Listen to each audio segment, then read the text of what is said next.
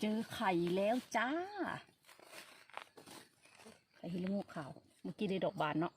ดอกนี้งามขนาดกำลังสุกลุก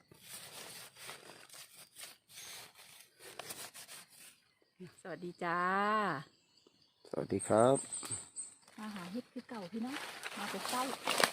เจอแล้วจ้าพี่น้องพื้นที่มันคับแคบเลยจ้ะงามอีกแล้ว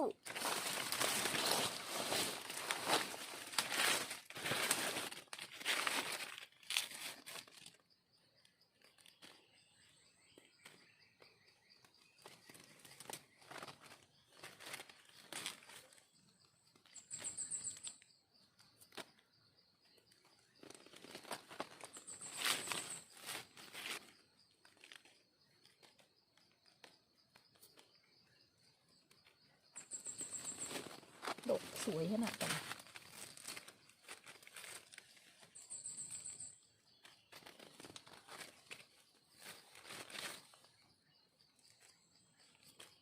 เล็กก็มาเลย5 ดอก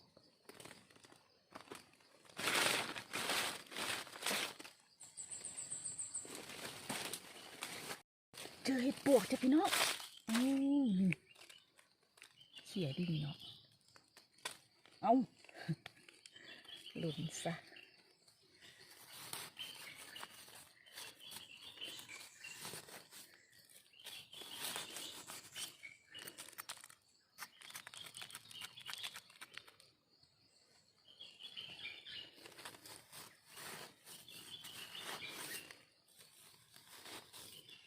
หมดเลยพี่น้องเลย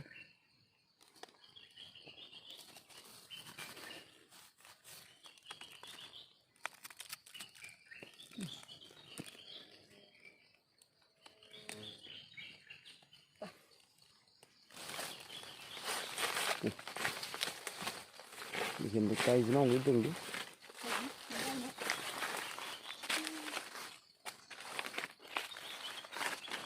ไม่เคยเอาโอ้มันเน่าแล้วบ่เอาบ่ได้อยู่บ่บ่เอาเด้อได้อยู่2-3 ดอกจ้ะน้องไปพันบ่ได้เลยพี่น้อง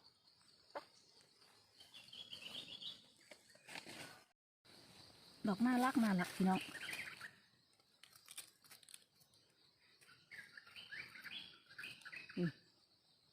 ดอกเดียวเลยบ่ดอกเดียว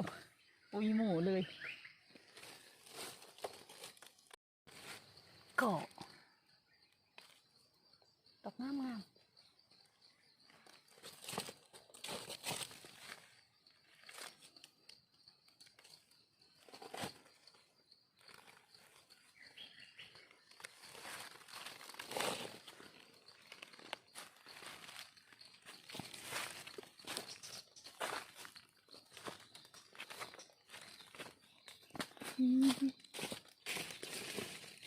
อีกดอกนึง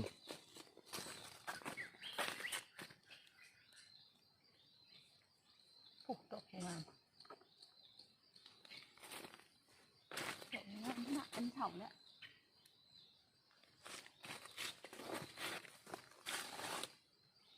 เถาแล้วอันนี้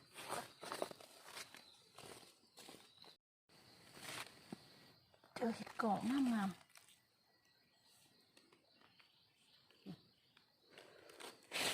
เป็นหมู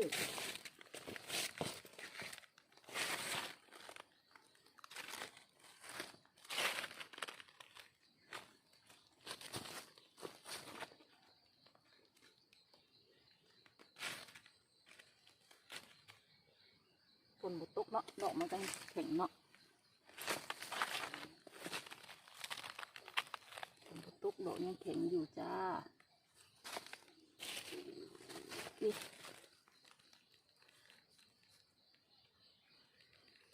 บ่ได้แล้ว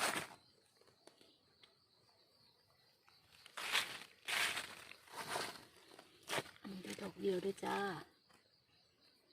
ถ้าฝนตกนี่บ่ได้เด้ ดอกน้อยๆเดี๋ยวเอานี่ดิ ดอกนี้ก่อนนี่บ่เห็น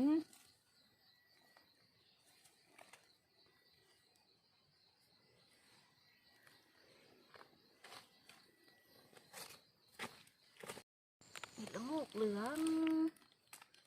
ดอกเดียวพี่น้องกรีนมันงามขนาดเดียวหากระบาล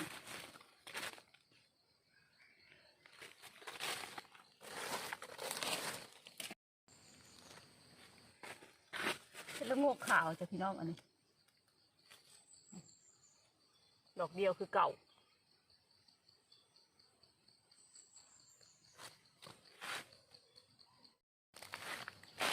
เป็นนาเล่ ครับ เนาะ คือดอกใหญ่ครับ ดอกใหญ่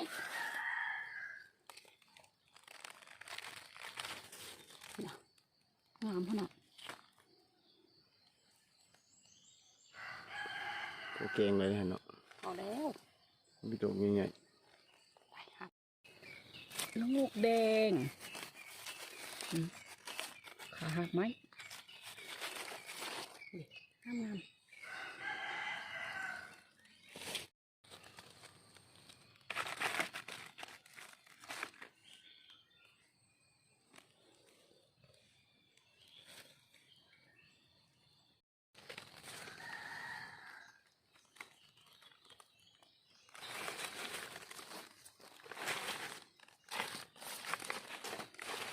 งามดอก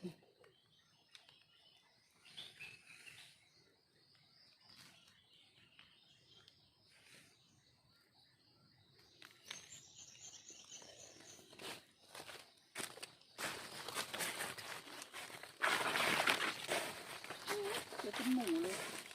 ๆงามบ่ งามเลยเนาะดูดิดูใกล้ๆนี่ดอกงาม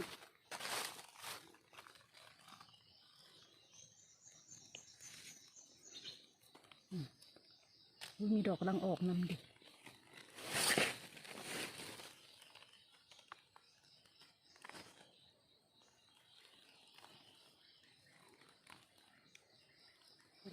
งามหมูน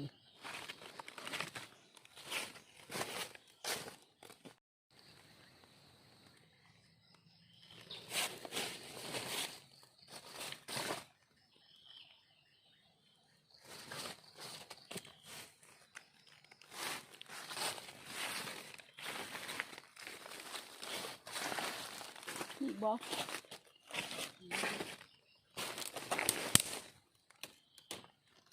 โอ้โหดอกนี่เป็นแล้วเด้อยึดเอากันเด้อ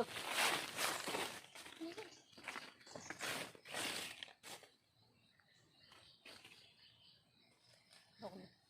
งามขนาด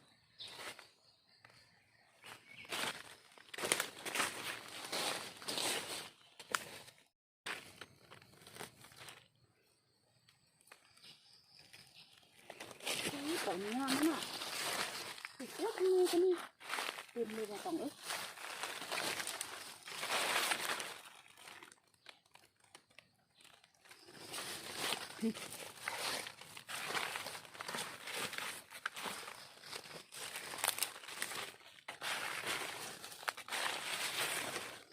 ดูจะถึงกันนี่ดิ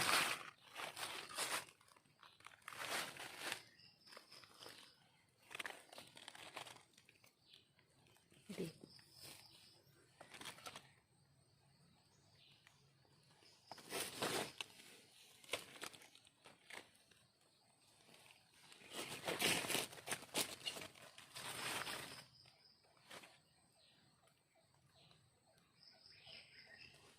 ดอกนี่เอาได้บ่ ใส่ เอาฟังสิ ลืบคักแทะ ดอกงามๆ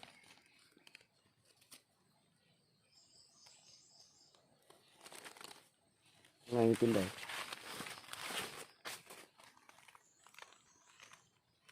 มันแรงเลยแต่มันมีเสียงอยู่โอ้พี่ดิเดี๋ยวมันเก็บเอง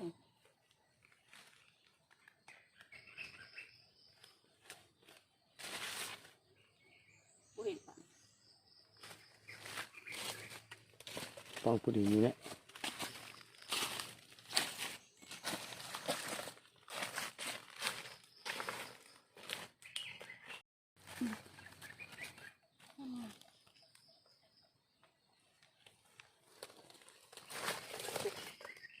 น้ำขนาดดอกสองด ดอกเด้อว่าดอกเดียวมาดอกเดียว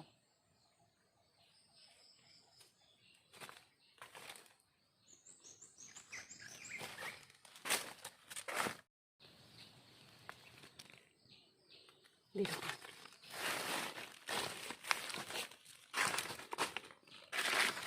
กแค่คู่ดิหนิ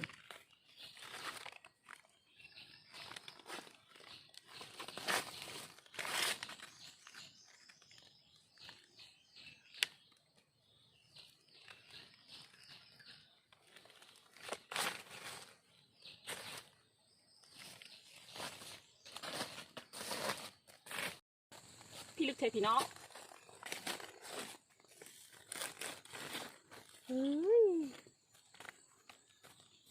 ดอกใหญ่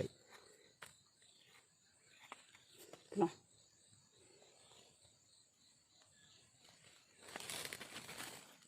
โอ้ยยังไม่ได้เห็นอย่างเลยจ้า ๆนัก นักดอกอย่าดีเนาะอ่ะ จะส่งดอกนี่เต็มตาเลยบ่ เต็มเลยดิเต็มเลยจ้ะ ต่อครับพี่น้อง เจอไข่แล้วจ้าไข่เห็ดละโงกขาวเมื่อกี้ได้ดอกบานเนาะวันนี้ได้ไข่งามมากจะได้ไข่เดียวดอกนี้งามขนาดกำลังสุกลุก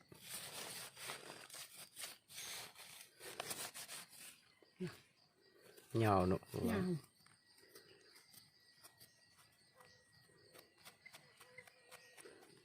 ตัดลงไปตะมักยาวเนาะดิ ไปต่อครับพี่น้อง นี่จะพี่น้องเฮ็ดเฮาเก็บเต็มตาคือเก่าหมานคือเก่า ไป เดี๋ยวคลิปนี้ก็พอแค่นี้ด้วยจ้าจังใดก็ฝากกดไลค์กดแชร์กดติดตามให้สาวกระเลิงแชนแนลหน่อยด้วยจ้าสำหรับคลิปนี้สวัสดีจ้า สวัสดีครับ